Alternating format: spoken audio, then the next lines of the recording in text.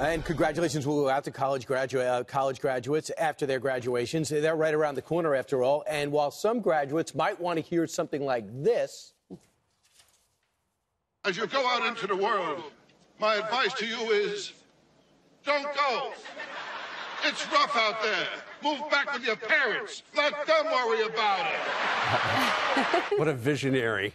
Our next guest has some real advice for some of those so-called snowflakes about to enter the workforce and may be actually working next to you. The author of What's Wrong with Damn Near Everything, Larry Wingett, the pit bull of personal development, joins us with some tips. So, Larry, a lot of these college students who are graduating coming up very shortly, they're used to the safe spaces on campus. What happens when they're in an office pod with a lot of people who are not familiar with how safe spaces work?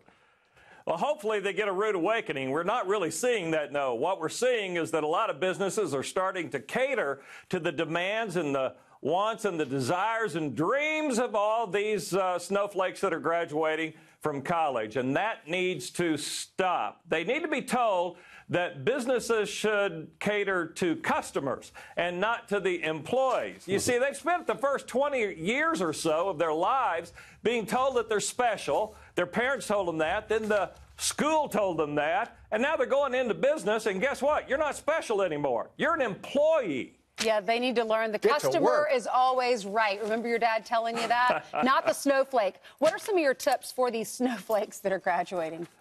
You know, first of all, it's sort of the main #1 basic. Be on time.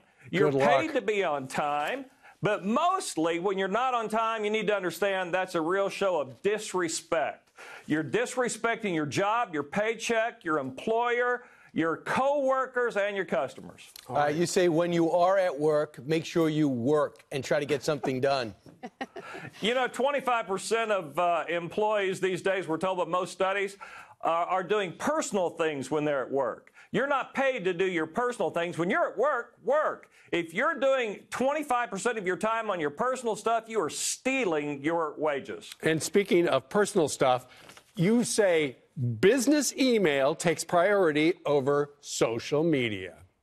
Businesses communicate with their customers and with each other on email. Most studies also tell us that these people are not good at email. They tweet, they Snapchat, and they use Instagram. But that's not how businesses communicate. You got to answer your email. That's your #1 priority. Larry, you say you're owed a paycheck in exchange for your effort? Nothing more.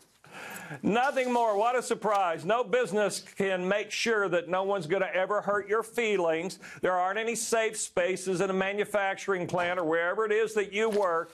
You're going to have to toughen up. You are owed your paycheck. That's your right. You do not have the right to not get your feelings hurt. Right. And, Larry, the other thing is you're not going to walk in and become the CEO. They have to understand they're going to work their way up the ladder. A lot of them don't have the patience for that. Exactly right. What we need to fix all of this, it doesn't have to be this way. We need strong leadership in the home, and we need strong leadership in businesses right now who maybe for the first time to these graduates will say, no, you don't get your work. And if someone is like Larry Wingett in this generation, they're going to rocket up the ladder because, sadly, they're going to stand out more than maybe previous generations would. Absolutely. Remember, in a world of snowflakes, be the heat. All right. I love that. Larry, thank you very much. Larry.